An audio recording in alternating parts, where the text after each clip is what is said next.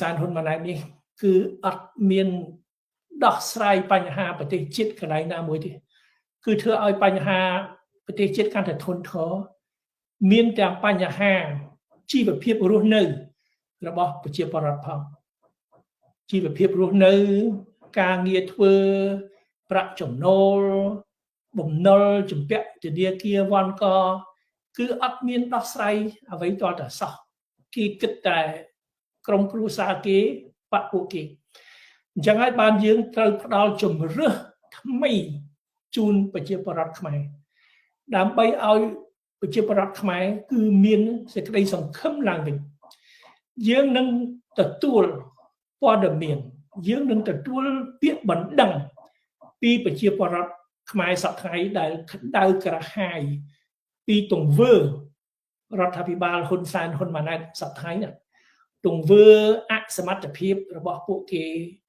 ទង្វើគ្រួសារនិយមរបស់ពួកគេទង្វើអយុត្តិធម៌របស់ពួកគេទង្វើបំផ្លាញជាតិរបស់ពួកគេទង្វើធ្វើបាបរាស្ត្ររបស់ពួកគេយើងត្រូវតែដោះស្រាយយើងត្រូវតែលើកទឹកចិត្តប្រជាពលរដ្ឋ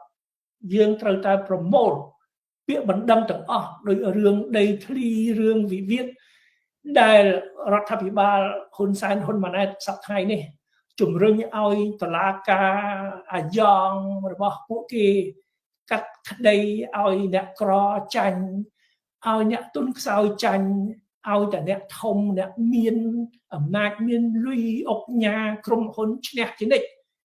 តែប្រជាពលរដ្ឋស្លូតត្រង់ទុនខ្សោយគឺចាញ់ជានិច្ចនឹងហើយបើយើងត្រូវរៀបចំប្រទេសឡើងវិញតាមរបៀបប្រជាធិបតេយ្យគឺរបៀបយុត្តិធម៌ក្នុងករណីយើងម្នាក់ផងហើយយុត្តិធម៌ក្នុងសង្គមផងការពារសិទ្ធិមនុស្សរបស់ប្រជាពលរដ្ឋខ្មែរម្នាក់